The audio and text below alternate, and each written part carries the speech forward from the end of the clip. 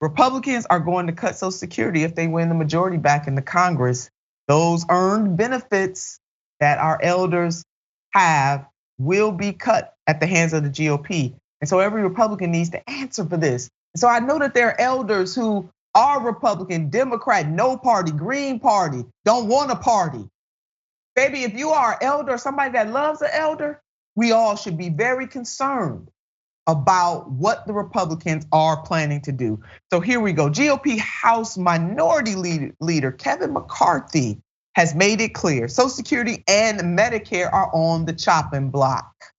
If people want to make a debt ceiling for a longer period of time, just like anything else, there comes a point in time where, okay, we'll provide you more money, but you got to change your current behavior. And we should seriously sit together and figure out where we can eliminate some waste. That is coming from Minority Leader Kevin McCarthy.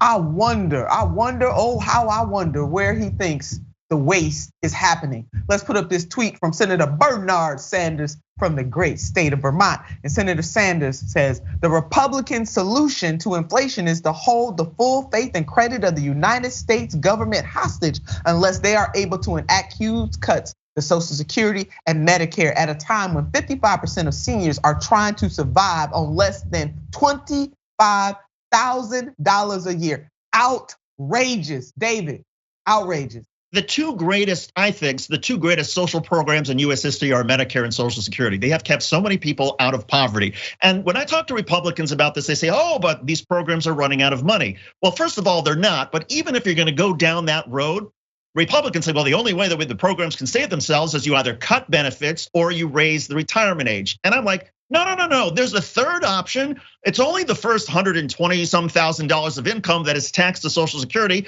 Let's raise that to $200,000 so that the wealthy actually have to pay more into Social Security. That's an option if you're really concerned about solvency, but this isn't about solvency. This is about hurting people who depend the most on Social Security and Medicare in order to keep them from having terrible lives. And the fact of the matter is, Republicans complain all they want about solvency, about waste, fraud, and abuse, but the people who are abusing the poorest Americans among us are the ones who say we need to cut Social Security and Medicare.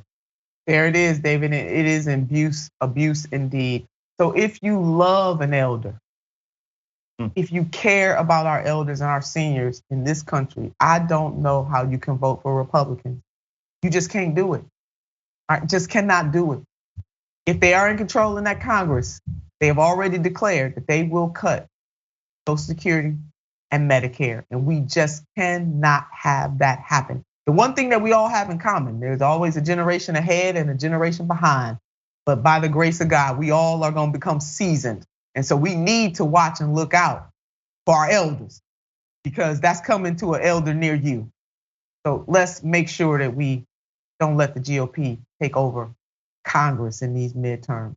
And Senator, I think this is also great politics. I mean, you tell me, but I think if Republicans, if they want to campaign on cutting Social Security, on cutting on Medicare, I say go for it. Because every poll that I've seen shows that even a lot of Republicans don't like the idea of cutting benefits for Social Security and Medicare. So fine, Republicans, you should be transparent, be your authentic selves. Go ahead and say, no, this is what we're gonna do if we take back control of the House and the Senate. We are gonna cut your benefits. And let's see how that plays politically. But the fact of the matter is, no, they're doing this sort of off the side and subtly because they don't want to campaign on this because they know it's a loser. That's right, and the Democrats I would hammer this home every opportunity that I got. Because I'm telling you, you don't want to see an uprising of the seniors. And that's what you don't want to see, an uprising of the seniors. So we need to talk about this a little more. Let's put up something from Democratic Rep. Bill Pascrell. He also stated, and he stated this very clearly, the Republican Party is openly promising to topple the entire American economy unless they are allowed to demolish Social Security and Medicare. This isn't hyperbole. This is Republicans' own words, and the Americans need to hear them loud and clear. I agree with the representative. And David, as you know, this is not the first time that Republicans have come for Social Security and Medicare. They have definitely threatened to make cuts to these programs over the years. So the more things change, the more they stay the same. Here we go again. And what you laid out, the fact that yes, they should increase taxes on the ultra wealthy in this country so that we will be able to have be able to afford to pay for these programs. We're talking about social contracts here. And we should not allow anybody to languish in poverty, especially our elders. And they already work, they paid into the system. And these are programs, that work. Social Security works. Medicare works. It helps people. People have paid into the system. It keeps them from going into poverty. It lifts people up. And you almost think, Senator Turner, that one of the reasons maybe Republicans want to cripple these programs is because they are government-run programs. And Republicans just can't stand the idea that the government is doing anything that might help people. So what do? They try to cripple these programs so then they can say, aha, we should privatize Medicare. We should get rid of Social Security. When the fact of the matter is, no, we need to expand these programs. We need to build on these programs and what's working. Yeah, we do. And they always want to talk about smaller government. And if they get the hell out of it, it'll be a lot better. I tell you that. I don't know how you go to work every day for a system that you hate. If they hate government so much, why are you holding these offices?